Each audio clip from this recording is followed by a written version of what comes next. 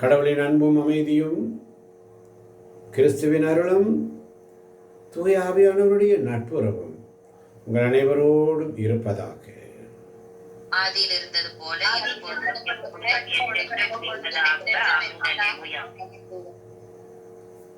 இயேசுவே உமக்கு நன்றி, இயேசுவே உமக்கு புகழ், இயேசுவே உமக்கு ஆராதனை. தூய ஆவியே, அன்பின் ஆவியே, துணையாளரே, தேற்றும் தெய்வமே, ஊற்று தண்ணீரே, உள்ளம் ஏங்குதையா, வர வேண்டும் நல்லவரே, நல்லவரே. தூய ஆவியே, அன்பின் ஆவியே, துணையாளரே, தேற்றும் தெய்வமே, ஊற்று தண்ணீரே, உள்ளம் ஏங்குதையா, வர வேண்டும் வல்லவரே, நல்லவரே. பணிவு கனிவு. பணிவு என்பது இயேசுவிடமிருந்து பணிவையும் கனிவையும் கற்றுக்கொள்ள வேண்டும். இயேசு தன்னுடைய தந்தையின் திருவுளத்தை நிறைவேற்ற பணிவோடு ஏற்றுக்கொண்டார். அவர் இறை மகனாய் இருந்தும் அவருக்கு வருகின்ற பாடுகளையும் உபத்திரவுகளையும் பணிவோடு ஏற்றுக்கொண்டார். பணிவோடு ஏற்றுக்கொண்டவர் நம்மிடத்திலே கனிவோடு பேசினார். அப்ப கிறிஸ்துவிடம் இருந்து பணிவையும் கனிவையும் நாம் கற்றுக்கொள்ள வேண்டும். கிறிஸ்துவை போல, கிறிஸ்துவனை போல, கிறிஸ்தவள், கிறிஸ்தவன், நாம் எல்லோரும் நற்செய்தியின் பணியாளர்கள், நற்செய்தி தம்பதியினர். அல்லேலூயா. அதனாலதான் 2 கொரிந்தியர் 11ஆம் அதிகாரம் 1 முதல் 4 வரை உள்ள வசனங்களை பார்க்கும் பொழுது பவுலுடைய பணி திருச்சபையை இயேசு என்ற ஒரு மணவாளனுக்கு கன்னிமை குன்றாத ஒரு மணவாட்டியாக படைப்பதில் தான் அடங்கி இருக்கிறது. அல்லேலூயா. இந்த மாதிரி ஒரு ஆழமான உறவில் கிறிஸ்தவர்களை அந்த நற்செய்தி தம்பதியராக உடன்பணியாளராக இணைப்பதற்கு பவுல் பெரும் பாடுபட்டார். அல்லேலூயா. ஆனால் ஒரு சில போலி போதகர்கள் கொண்டுள்ள அதே அனுபவத்தை நானும் கொண்டுள்ளேன் என்று சொல்றார். என்ன? கிறிஸ்து என்னும் ஒரே மணமகனுக்கும் உங்களுக்கும் இடையே மன ஒப்பந்தம் செய்துள்ளேன். இப்ப நம்ம நற்செய்தி பணியாளர்கள், கிறிஸ்துவின் மணமக்கள், கிறிஸ்துவுடைய தம்பதியர்கள், நற்செய்தி தம்பதியர்கள் வசனம் இருக்கிறதா? கிறிஸ்து என்னும் ஒரே மணமகனுக்கும் உங்களுக்கும் இடையே மன ஒப்பந்தம் செய்துள்ளேன். அப்போ அவர் முன் உங்களை கற்புள்ள கன்னியாக நிறுத்த வேண்டும் என்பதே என் விருப்பம் என்று சொல்லுகிறார். கற்புள்ள கன்னியாக அவருடைய சமூகத்தில் நிறுத்தணும். ஆமென். புரிந்து கொள்ள வேண்டும் பிள்ளைகளே. அதனால தான் 3ஆம் வசனத்தில் சொல்றாரு பாருங்க, வாசிக்கலாம் யாராவது ஒருவர். ஆனால் ஏவா பாம்பின் சூழ்ச்சியினால் ஏமாற்றப்பட்டதை போல நீங்களும் உங்கள் எண்ணங்களை சீரழி விட்டு கிறிஸ்துவிடம் விளங்கிய நேர்மையையும் தூய்மையையும் இழந்து விடுவீர்களோ என அஞ்சுகிறேன். எவ்வளவு வேதனை நிறைந்த வார்த்தை எத்தனை பேருக்கு புரிகிறது? ஏவாள் என்ற மணவாட்டி பாம்பின் சூழ்ச்சியினால் ஏமாற்றப்பட்டதைப் போல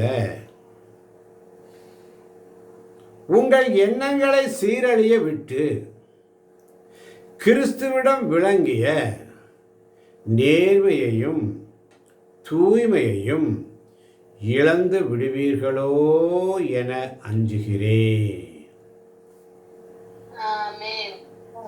அதனால தான் இந்த போராட்டம். போராடும் என் நெஞ்சமே புகலிடம் மறந்தாயோ, பாராளும் இயேசு உண்டு பதராதே மகளே. போராடும் என் நெஞ்சமே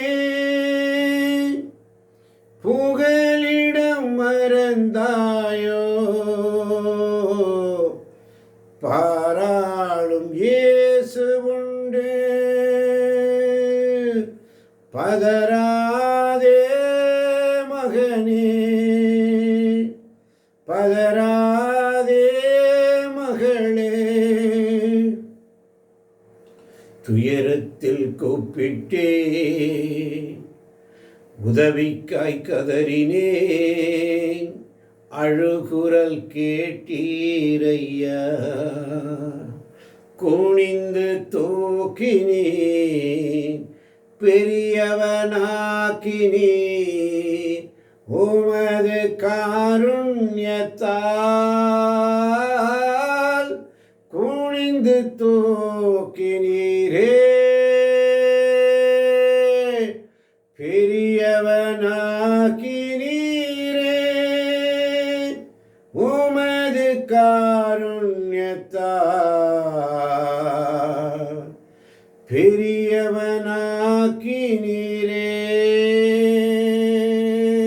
சொல்லி பாம்பின் சூழ்ச்சியினால் ஏமாற்றப்பட்டதை போல நீங்கள் உங்கள் எண்ணங்களை சீரழிய விட்டு. எண்ணங்கள் சீரழிந்து போகிறது. பயம் இல்லை, தெய்வ பயம் இல்லை. கிறிஸ்துவிடம் விளங்கிய நேர்மையும் தூய்மையும் இழந்து விடுவீர்களோ என பயப்படுறார் பவுல். இன்னைக்கு ஆவியானவர் அதை தான் சொல்றார், கிறிஸ்துவோடு இணைந்து. அப்ப இந்த கடவுளின் அன்பும் அமைதியும் கிறிஸ்துவின் அருளும் தூயாவியுடைய நட்புறவு என்று சொல்லி துவக்கத்திலே ஜெபம் செய்கிறோம். ஆரம்பிக்கும் போது எல்லாரும் போடுறீங்க பிதாசுதன் பரிசுத்தாவின் பெயராலே சொல்லுகிறோம். காரணம், பிதா இந்த இடத்துல கடவுளுடைய அன்பும் அமைதியை உள்ளத்தில் வரணும். ஆண்டவரே, என்னுடைய சிந்தனையிலும் சொல்லிலும் செயலிலும் எல்லாத்திலையும் நீங்கள் இங்கே வந்து உட்காந்துருங்க ஆண்டவரே. அப்புறம் அப்படியே கீழே இயேசுக்கிட்ட கடவுளுடைய அன்பும் அமைதியும் முடிஞ்சு அப்படியே அவர் வழியாக அவரில் கிறிஸ்துவின் அருள். பலவீனமான இயேசு கிறிஸ்து, பலவீனமான இயேசு கிறிஸ்து எவ்வளவு வேதனையோடு வந்தார். கடவுளுடைய ஒரே மகனாய் இருந்தும் பாடுகளை ஏற்றுக்கொண்டாரே, மறந்து போனோமே.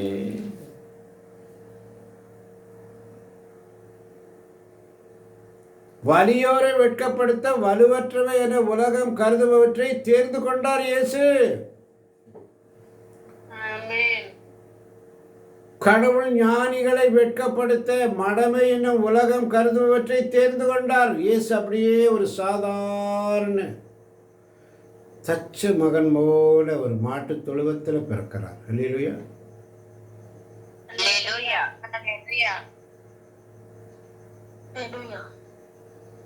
தேடுறீங்க, எங்க இருக்குது இந்த வசனம்? 1 கொரிந்தியர் 1:27. ஆமென். கடவுள் ஞானிகளை வெட்கப்படுத்த. அதனால தான் 1 கொரிந்தியர் 2:5 சொல்லுகிறது, உங்கள் நம்பிக்கை அடிப்படை மனித ஞானம் அல்ல, கடவுளின் வல்லமையே. ஆமென். அதனால தான் 7 சொல்றாரு பாருங்க, 1 கொரிந்தியர் 2:7 வெளிப்படுத்தப்படாமல் மறைபொருளாய் இருக்கும் இறை ஞானத்தை பற்றியே நாங்கள் பேசுகிறோம். வெளிப்படுத்தப்படாமல் மறைபொருளாயிருக்கும் இறை ஞானத்தை பற்றியே நாங்கள் பேசுகிறோம். அது நாம் மேன்மை பெற வேண்டும் என்னும் நோக்குடன் உலகம் தோன்றும் முன்னே கடவுளின் திட்டத்தில் இருந்தது. நமக்கெல்லாம் கடவுளுடைய திட்டத்தில் இருந்துச்சு. இன்னைக்கு இவங்கெல்லாம் உட்காருவாங்க. அதனாலதான் 1 கொரிந்தியர் 1:29 சொல்கிறது, எவரும் கடவுள் முன் பெருமை பாராட்டபடி அவர் இப்படி செய்தார். ஆமென். ஆமென். மறந்து போகக்கூடாது. அதனாலதான் 1 கொரிந்தியர் 2ஆம் அதிகாரத்திலே 9ஆம் வசனம் சொல்றாரு, தம்மிடம் அன்பு கொள்கிறவர்களுக்கென்று கடவுள் ஏற்பாடு செய்தவை கண்ணுக்கு புலப்படவில்லை, செவிக்கு எட்டவில்லை, மனித உள்ளமும் அதை அறியவில்லை. ஆமன் பாரதர்கள். அப்ப அந்த பணிவு இன்பத்திலும் துன்பத்திலும் நம்மை நிலை குலையாமல் இருக்க செய்த கடவுளுடைய பணியாளர்களே, கடவுளால் தேர்ந்தெடுக்கப்பட்ட பணியாளர்களே, தம்பதியர்களே, நற்செய்தி தம்பதியர்களே, நமக்குள்ள அந்த பணிவு இன்பத்திலும் துன்பத்திலும் நிலை குலையாமல் இருக்க, இன்பத்திலும் துன்பத்திலும் நிலை குலையாமல் இருக்க அந்த உத்தரவாதத்தை கொடுக்கிறார். கடவுளுடைய கிறிஸ்துவுடைய தம்பதிகளாக இருக்கணும். கிறிஸ்துடைய தம்பதிகளாக இருக்கணும். மணவாளன் மணவாட்டியை போல கன்னிமை கெடாத புரிந்து கொள்ள வேண்டும். அப்படி என்று சொன்னால் பவுல் அனைத்தையும் கிறிஸ்துவனிடமிருந்து கனிவையும் பணிவையும் கற்றுக்கொள்கிறார். கீழே விடுகிறார் பவுல். கிறிஸ்தவர்களை கொல்வதற்காக திருவிழா சீட்டுகளை வாங்கி வருகிறார், கடிதங்களை வாங்கி வருகிறார். ஆனால் அங்கே கீழே வீழ்த்தப்பட்டார். குதிரையில் வராரு ஆக்ரோஷத்தோட. ஆனால் ஒரே வீழ்ச்சி. விழுந்தான். ஆண்டவரே நீர் யார் என்று கேட்கும்படி செய்தார். அவன் வாயிலிருந்தே வந்தது, வீழ்த்தியவர் யார்? என் ஆண்டவர் தானே. அப்போ அங்கிருந்து ஒரு குரல் வருகிறது வானத்திலிருந்து, உன்னை துன்புறுத்துகிற இயேசு நானே. ஏன் என்னை துன்புறுத்துகிறாய்? நீ துன்புறுத்தும் இயேசு நானே. என்னை தொடுகிறவன் என் கண்மணியை தொடுகிறான். உடைய காரணம் தொடர்வன் இயேசுடைய கண்மணிகள் தொடர்மது. சீண்டி பார்க்காத கூடாது. சீண்டி பார்த்தோம்னா அவ்வளோதான். இன்னைக்கு குருவானர் ஒரு விஷயம் சொன்னார், உங்களுக்காக நான் ஜெபிச்சிட்டு இருக்கிறேன். அது எந்த அளவுக்கு அவருடைய ஜெபம், அபிஷேகம் செய்யப்பட்ட அவருடைய ஜெபம் ஏற்றுக்கொள்ளப்படும். அபிஷேகம் செய்யப்பட்டவங்க அப்படி செய்கிறாங்க இப்படி செய்கிறாங்க, அதெல்லாம் அவங்க இஷ்டம், விட்டுறக்கூடும். ஆனால் ஆண்டவர் சமயத்தில் வந்துட்டாங்கன்னா, இந்த பலிப்பீடத்தில் வந்துட்டாங்கன்னா எல்லாத்தையும் அவங்க சோல் மேலே எடுத்துக்கிறாங்க. அல்லேலூயா. அதே போல தான் ஒவ்வொரு ஊழியக்காரனும் உங்களுக்காக உங்களுடைய ஜெபங்களை விண்ணப்பங்களை ஏற்று நாங்கள் இங்கே ஸ்டேஜில் நிற்கிறோன்னு சொன்னால், உங்கள்கிட்ட இருக்கிற எல்லாம் நல்லது கெட்டது எல்லாம் எங்களை அட்டாக் பண்ணோம். அல்லேலூயா. நாங்கள் வலுவற்று போயிடுவோம். நீங்கள் நினைக்கிறீங்க 1.5 மணி நேரம் பிரசங்கம், 1 மணி நேரம் பிரசங்கம், எப்படி? ஆவிக்குள்ளாக கடந்து செல்லும் பொழுது ஆவியானவர் நடத்துவார். அல்லேலூயா. அந்த ஜெப வழிபாடு முடிஞ்ச பிற்பாடு நாங்களும் மனுஷர் தானே, அப்படியே சோர்ந்து போயிடுவோம். அது அப்பதான் அவருடைய வசனம் சொல்லுகிறது, உன் பலுவின்மையில் என் வல்லமை வெளிப்படும். பவுல் அப்படித்தான் துன்பப்படுறாரு. உங்களிடம் யாராவது வந்து நாங்கள் அறிவித்த இயேசுவை தவிர வேறொரு இயேசுவை பற்றி அறிவித்தால், அல்லது நீங்கள் பெற்ற தூய ஆவியை தவிர வேறொரு ஆவியை பற்றி பேசினால், அல்லது நீங்கள் ஏற்ற நற்செய்தியை தவிர வேறு ஒரு நற்செய்தியை கொண்டு வந்தால் நீங்கள் அவர்களை எளிதாக ஏற்றுக்கொள்கிறீர்கள். அப்படிதான் அவர் ரொம்ப சூப்பர்ப்பா. அவர் என்ன ஆசீர்வாதமாக வார்த்தையை சொல்கிறார், எவ்வளோ சாஃப்டாக சொல்கிறார், எவ்வளோ மனசுக்கு இதமாக இருக்கு. சாத்தான் கூட அப்படி தான் சொல்லுவான். அல்லேலூயா. அல்லேலூயா. சாத்தான் எப்படி சொல்லுவான்னா 14 வசனம் 2 கொரிந்தியர் 11 வசனம் 14 வசனம் 2 கொரிந்தியர் 11:14 இதில் வியப்பென்ன? இதில் வியப்பு என்ன? சாத்தான் கூட ஒளியை சார்ந்த தூதனாக நடிக்கிறானே. அப்படி பேசுவான், அப்படி பேசுவான், இப்படி பேசுவான். ஒளியை சார்ந்த தூதனாக நடிக்கிறானே. ஆகவே அவனுடைய தொண்டர்கள் கடவுளுக்கு ஏற்புடையவர்களாக நடிப்பதில் வியப்பொன்றுமில்லை. வியப்பு ஒன்றுமில்லை. அவர்களது முடிவு அவருடைய செயலுக்கு ஏற்பவே அமையும். அமையும். அவர்களுடைய செயலுக்கு ஏற்ப அமையும். ஆமென். ஆமென். ஆமென். அதனால தான் சொல்றாரு 16 வசனத்தில், நான் மீண்டும் சொல்லுகிறேன், நான் ஒரு அறிவிலி என எவரும் எண்ண வேண்டாம். அவ்வாறு எண்ணினால் என்னை அறிவிலியாகவே வைத்துக் கொள்ளுங்கள். வைத்துக் கொள்ளுங்கள். அநேகம் சொல்ல உங்களுக்கு ஒன்றும் புரியுறதில்லை, உங்களுக்கு ஒன்றும் தெரியாது, உங்களுக்கு ஒன்றும் புரியாது. உங்களுக்கு என்ன தெரியும்? எங்களுக்கு ஒன்றும் தெரியாது. ஆண்டவர் சொல்கிறத நாங்கள் சொல்கிறோம், அவ்வளோதான். அவர் என்ன அங்கே சொல்கிறாரோ எங்கள் காதில் கேட்டு அப்படியே சொல்லிடுவோம். ஆமென். ஆமென். ஆமென். ஆமென். அதனால தான் 17 வசனம் சொல்கிறாரு பாருங்க, அப்படியெல்லாம் நானும் சற்று பெருமை எடுத்துக் கொள்ளலாமே. நான் இவ்வாறு பெருமையாக பேசுவது ஆண்டவரின் தூண்டுதலால் அல்ல, மாறாக நான் ஒரு அறிவிலியாய் இருப்பதால் தான். ஆமென். குயவனே உன் கையில் களிமண்ணான் உடைத்து உருவாக்குமே, என் சித்தமல்ல உம் சித்தம் நாதா, உடைத்து உருவாக்குமே. என்னை தருகிறேன் தருகிறேன் உம் கரத்தில், என்னை படைக்கிறேன் படைக்கிறேன் உம் பாதத்தில். குயவனே உம் கையில் களிமண்ணான் உடைத்து உருவாக்குமே சொல்லி அவற்றை அப்படியே ஒப்பு கொடு, கரங்களை உயர்த்தி ஒப்பு கொடுத்து அப்படியே சுதிச்சு பாருங்க. ஆமென். ஆமென். அவருடைய வல்லமை அப்படியே இறங்குது. ஆமென். அப்படியே இறங்கு. அதுதான் தாழ்த்தணும், நம்மையே தாழ்த்தணும். ஆண்டவரே, நான் ஒன்றுக்கும் உதவாத ஆண்டவர், ஆமென். நான் வெறும் களிமண்ணப்பா, என்னை யார் வேணாலும் எது வேணாலும் பேசிட்டுப்பா, நான் சகித்துக் கொள்வேன். என்னை கேவலமாக பேசுகிறாங்களா, நான் சகித்துக் கொள்வேன். என்னை அவதூறு பேசுகிறாங்களா, நான் சகித்துக் கொள்வேன். எல்லாவற்றையும் நான் சகித்துக் கொள்வேன் ஆண்டவரே. பேசுவோர் பேசட்டும், தூற்றுவோர் தூற்றட்டும், யார் வேணாலும் என்ன சொல்லட்டும். அதான் 2 கொரிந்தியர் 6 அதிகாரத்திலே 8 வசனத்தில் சொல்றாரு, போற்றுவார் போற்றலும் எங்களுக்கு ஒரு பொருட்டல்ல. அவ்வளவுதான், தட்டிட்டு போயிட்டே. புகழும் இகழ்வார் இகழும் எங்களை பாதிப்பதில்லை. ஆமென். ஏமாற்றுவோர் என அவர்களுக்கு தோன்றினாலும் நாங்கள் உண்மையான பணியாளர்களே. ஆமென்.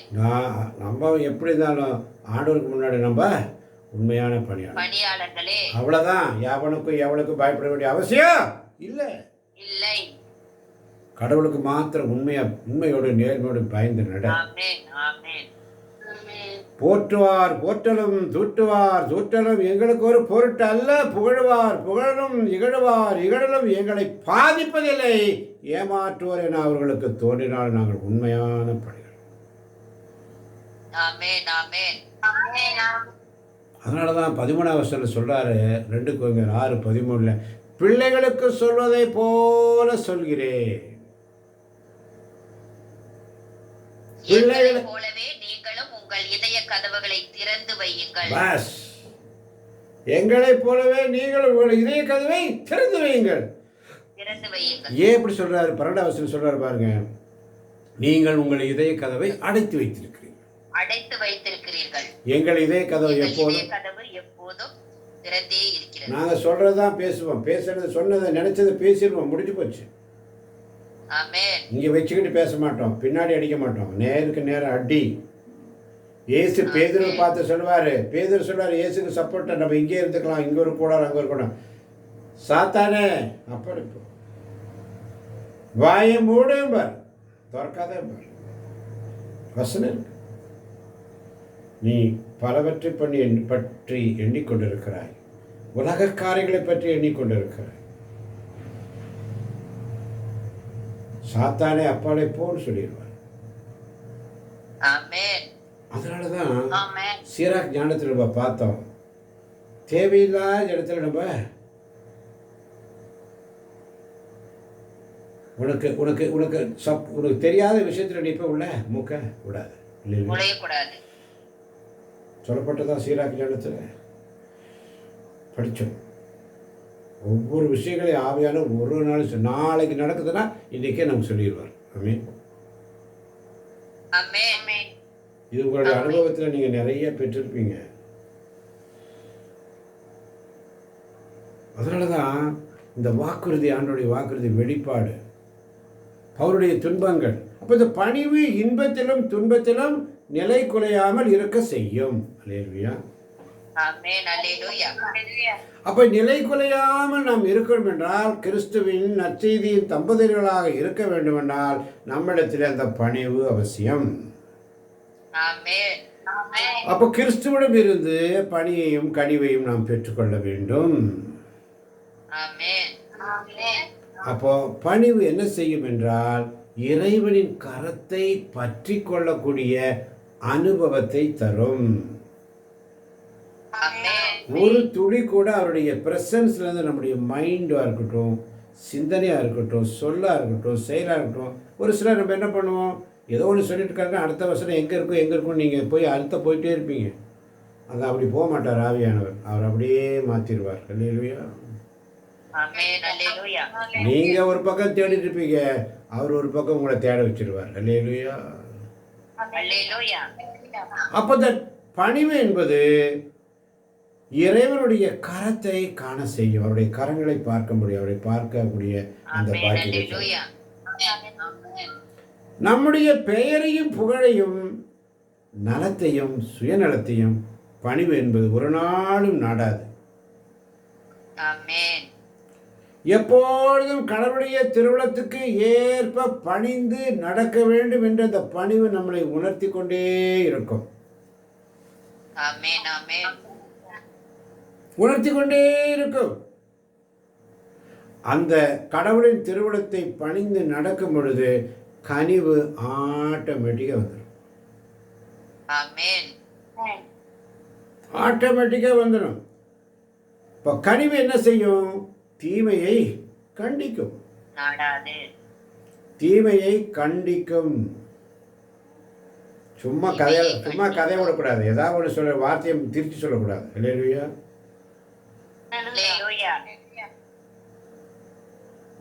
வார்த்தையை திருச்சி சொல்லக்கூடாது, உண்மையை சொல்லணும்.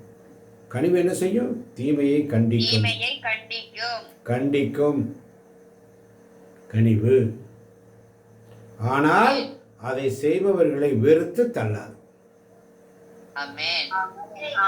அதுதான் கனிவு. அப்ப கனிவுடையவர்கள் ஆண்டவருடைய அன்பில், நட்புறவில், நற்செய்தியான தம்பதியர்கள் உறவில் கனித்தருபவர்களாக எப்பொழுதும் சீரும் சிறப்புமாக இருப்பார்கள். அப்போ பிறரை அவர்களால் எப்பொழுதும் மன்னிக்கக்கூடிய மனப்பக்குவத்தை பெறுவார்கள். அதுதாங்க பணிவு கனிவு ஆண்டவர் விரும்புவது. அதனால தான் யோவான் நற்செய்தி 15ஆம் அதிகாரத்திலே நேற்று நாம் பார்த்தோம். இருந்தாலும் மீண்டும் அந்த இடத்துக்கு நம்ம போகிறோம். 14ஆம் அதிகாரம் யோவான் 14:1 சொல்லுவார் பாருங்க.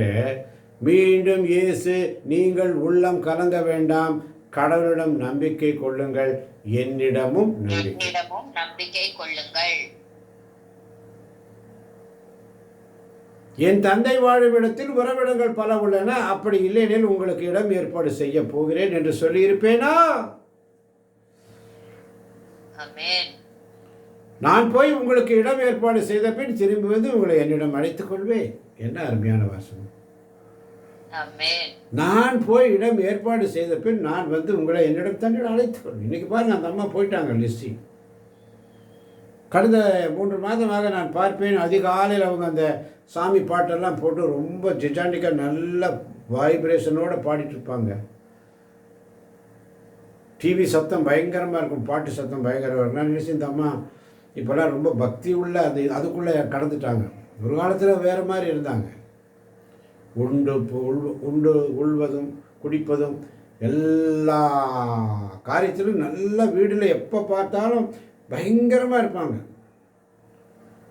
எப்பொழுதுமே மக்கள் வந்து போய் பயங்கர ஒரு கூட்டம், நல்ல உணவு, நல்ல சாப்பாடு, நல்ல பார்ட்டி, இப்படி தான் இருந்தாங்க.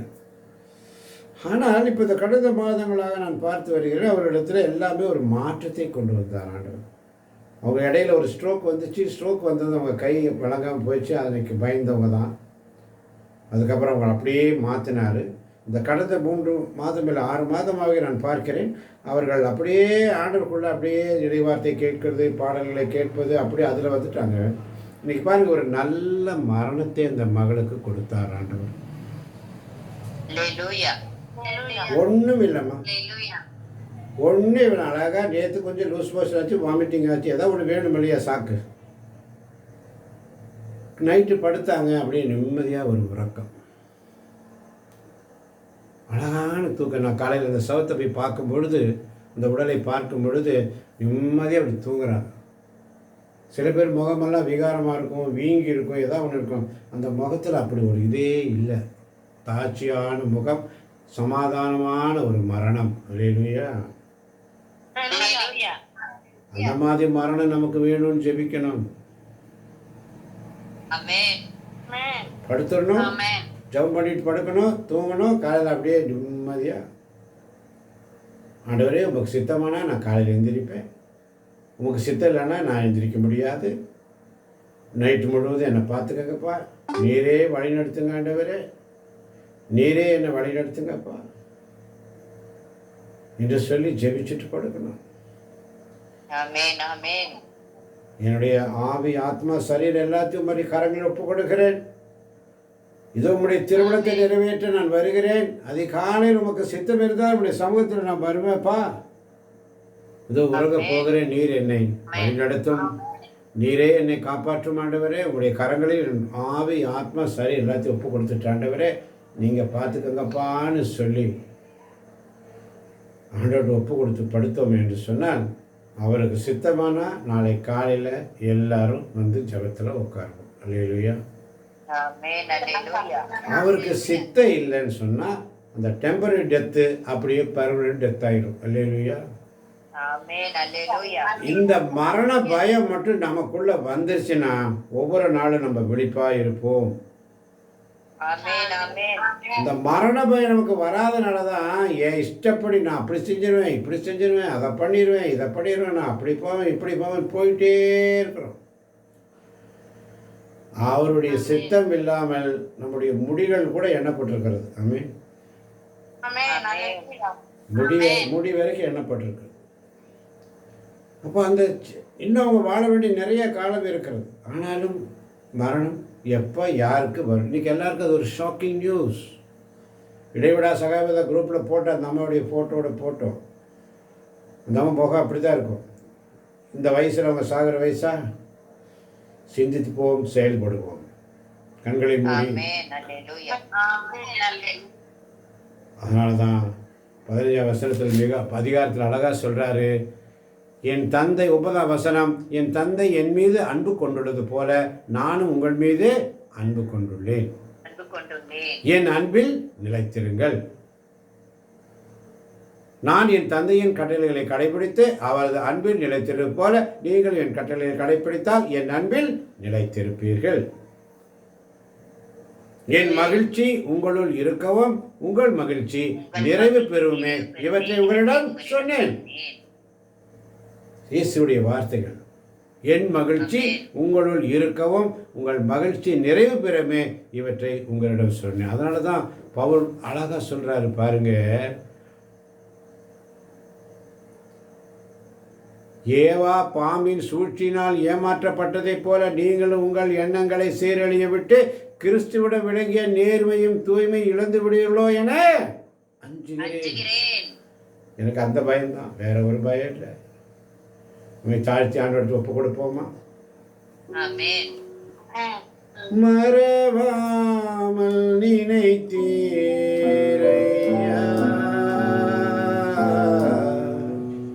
மனதார நன்றி சொல்வேன்.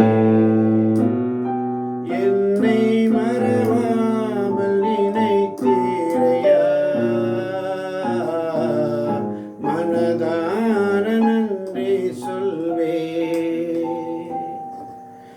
இரவும் பகலும் என்னை நினைத்து இதுவரை நடத்தினீரே. இரவும் பகலும் என்னை நினைத்து இதுவரை உதவினீரே. நன்றி நன்றி ஐயா, கோடி கோடி நன்றி ஐயா. மறவாமல் நினைத்தீரையா, மனதார நன்றி சொல்வேன். தடைகளை உடைத்தீரையா,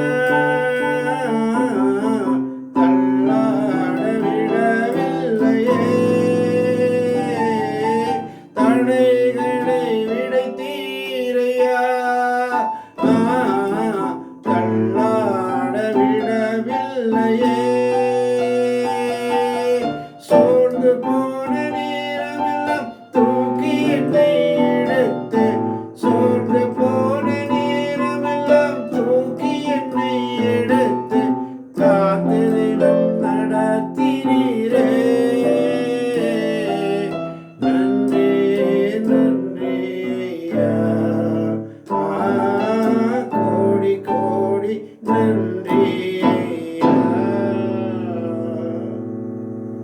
அன்பை உருவான எங்கள் அருமை தகப்பனே, இந்த மாலை பொழுதுக்காய் நன்றி செலுத்துகிறோம். வந்திருக்கின்ற ஒவ்வொரு பிள்ளைகளையும் உச்சம் தலை முதல் உள்ளம் கால் வரை ஆசீர்வதிங்கப்பா. யூடியூப் வழியாக கேட்க போகின்ற ஒவ்வொரு பிள்ளைகளையும் நீரே ஆசீர்வதியும் பலப்படுத்தும். இயேசுவின் நாமத்தில் பிதாவே, ஆண்டவர் உங்களோடு இருப்பாராக. ஆண்டவரே இரக்கமாயிரும். கிறிஸ்துவே இரக்கமாயிரும்.